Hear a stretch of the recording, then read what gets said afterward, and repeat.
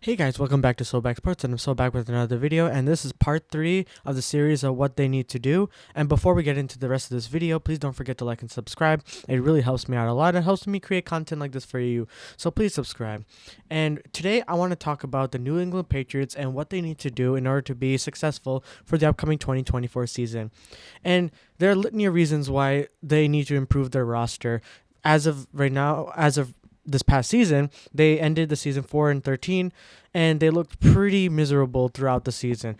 Like, to start off the season, Mac Jones looked awful, and pretty much they didn't even consider moving back to him, and just stuck with Bailey Zappi for the rest of the season. As you can see, they started off with They started off the season with facing the Eagles, Dolphins, etc., etc. They got their first win against the Jets because it's the Jets, and they just were never found their stride nonetheless. And let's go to the statistics real quick. And as you can see, Mac Jones is their leading passer, and Bailey Zappi started 10 games. Mac Jones started 10 games. And keep in mind, Mac Jones, for the most part, got benched multiple times, and it just didn't look good. I felt like both these quarterbacks were just thrust into the situation, didn't really have any weapons really to work with, didn't have an O-line to protect them. Mac Jones has completely regressed, and Bailey Zappi kind of was also put in the situation where it didn't really work out as well. And you can see, they both combined for 3,300 yards. Like, that's how pitiful this offense was. I think their efficiency was really, really awful, to say the least. And this team, let's look at the team statistics. Like, points per game, they literally had 13 points per game. Always allowed their opponent to score 21 points per game. Their completion overall it's just not good. Like, they didn't have a run game, they didn't have a pass game. Like, overall, this team did not meet expectations whatsoever. Did I think that they were going to be good? No. But did I think they were going to be at least somewhat respectable? Absolutely. But they didn't work out. Zeke was their leading rusher over Ramondre Stevenson. And let's see not the schedule, their depth chart, all right?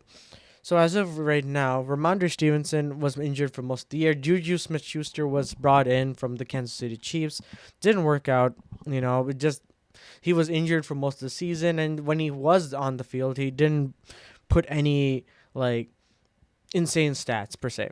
There really were no highlights to say because Bill Belichick, this is one of his worst seasons as a head coach in the NFL, and it just goes to show why he ended up parting ways with the organization. The organization is heading in a different direction. They're trying to rebuild. They're trying to retool after Tom Brady had left. This team was built by Bill Belichick, and it wasn't drafted well. Like, you can tell, Bill did not know how to draft whatsoever, and he would always miss, for the most part, would miss on his picks.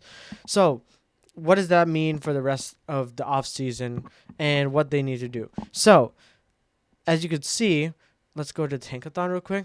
They are the number 30 overall pick, and as of right now, it seems like they're going to take a quarterback. That's one need that they have to do because Mac Jones and Bailey Zappi are not cutting it. And they might either get Jaden Daniels or Drake May. As I said in the previous video for the Commanders, it really depends on what the Commanders end up taking. And I don't think that the New England Patriots are going to,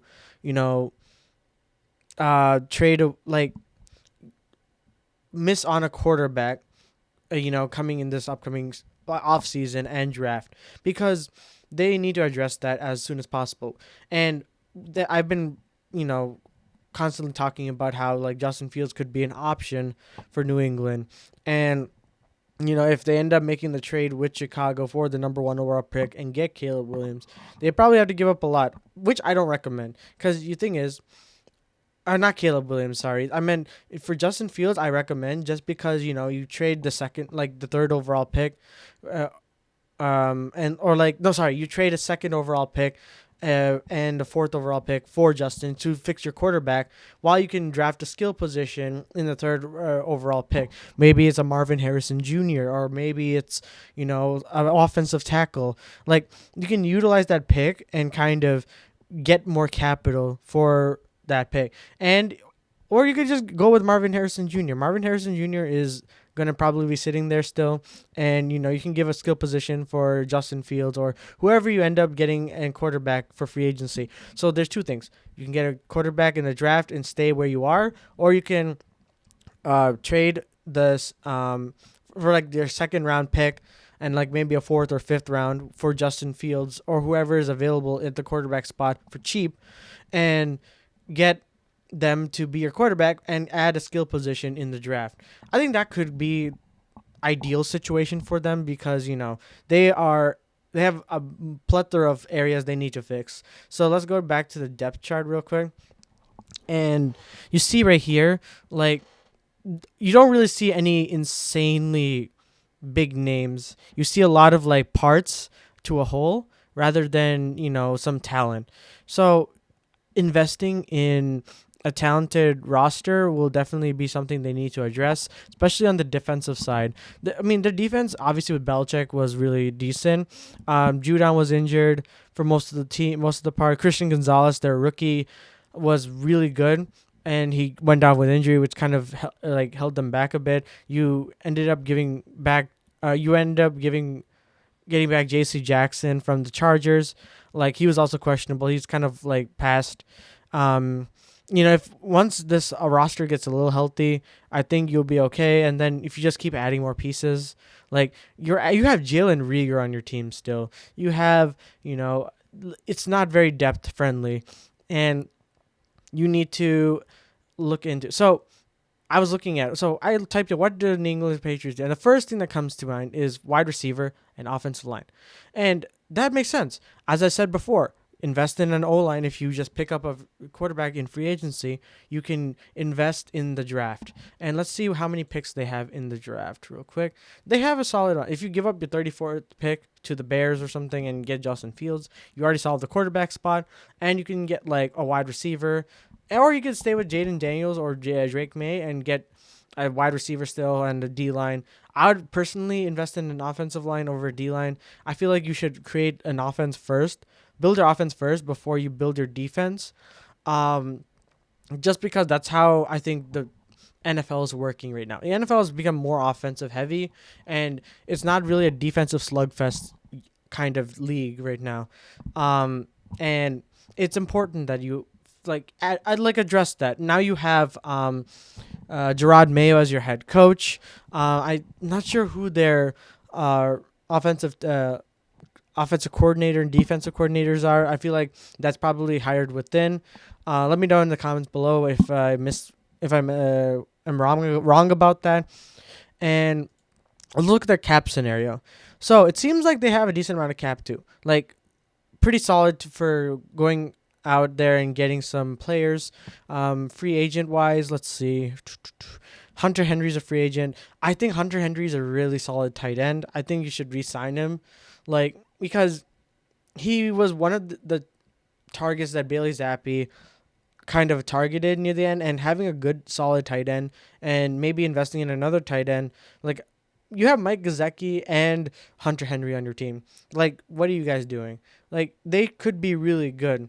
And Hunter Henry has been showing that he's been pretty decent overall. Let's see his statistic. Like, salary-wise, he should be fine. Statistic-wise, let's see.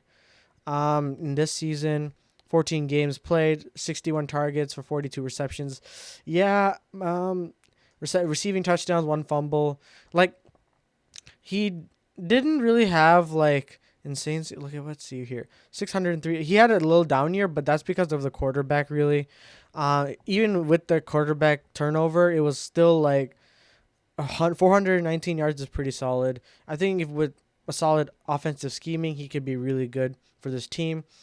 And let's just go back real quick, and let's just see the contracts now. Let's see what we're working with. So you retained the contract You got back J.C. Jackson. Matthew Judon is your biggest. I think you're probably gonna cut J.J. Juju Smith-Schuster because it's just not worth it. And once you cut some players, you probably will add more cap space, and you just go in and get more talent on the offensive line. Offensive line should be your second priority, along with the wide receiver. Adding more talent to that will make your team schematically better, and in addition, you're probably gonna get rid of Mac Jones or make him a backup quarterback. I mean, Mac Jones, maybe there's a market for him. You can test the market with him in that sense. Jabril Peppers, maybe. Um, I'm trying to remember who, but Christian Gonzalez is going to be solid. I feel like he's going to be great. He's very young. He's going to be good after coming back from an injury. And position spending, let's see. Offensive, yeah, this needs to be fixed because listen, you can't be spending that much on your defense and not spend this much on your offense. That's why it's not able to do well. And in total, you're not even spending that much on your quarterbacks either. So quarterbacks, wide receivers definitely need to be added. Maybe take a little bit of the spending and spend it here because your offense is horrendous. So yeah, I guess besides that, I think that's really it for this video. I mean, there's really nothing else to cover. If I missed anything, please let me know down in the comments below. I would love to read what you guys have to say. And as always, I'll see you guys in the next one.